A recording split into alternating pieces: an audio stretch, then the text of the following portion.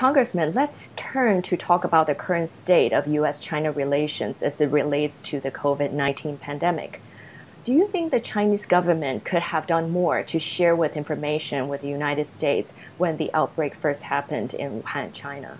I think China's response when we were seeing the first reports of the outbreak were totally inappropriate. We wanted to send the best scientists from the CDC, the NIH, and from around the world to the hotspot, not just to protect the United States, but to help China understand this disease and get ahead of it. The lack of transparency, I think, was appalling, and I think it's shocking to many of us around the world.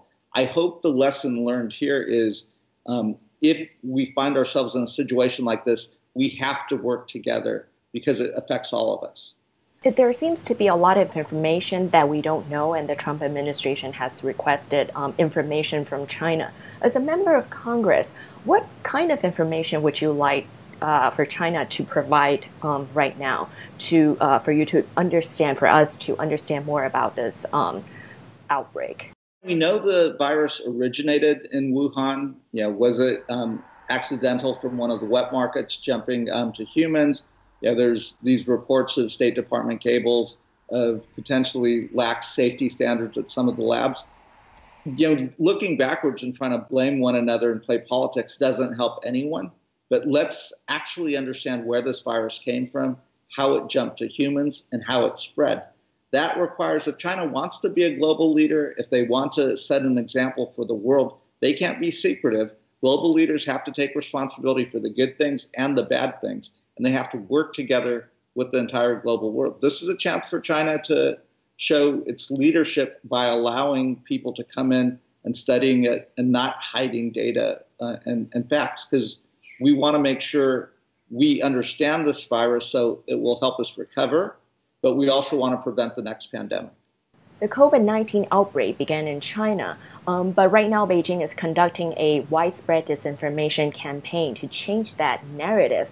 For example, a Chinese foreign ministry spokesperson took to Twitter to say that it may be the U.S. military brought the virus to Wuhan.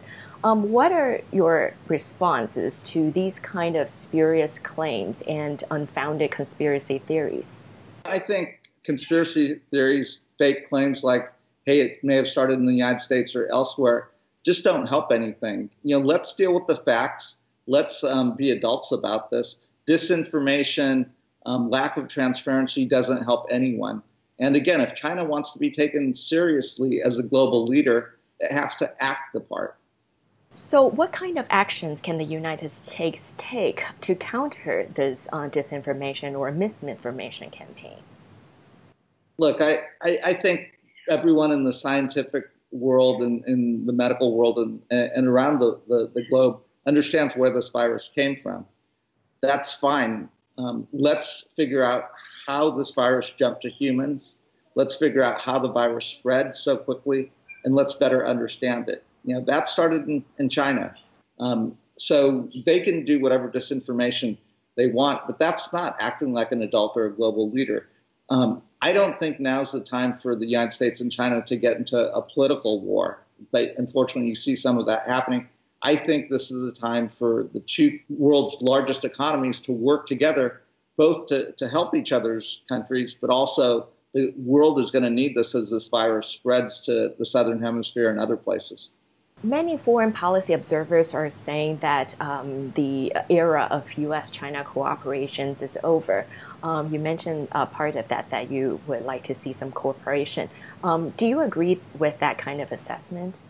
I think the relationship between the United States and China, and really the Western world and a large part of the world in China, is going to be different as we come out of this pandemic.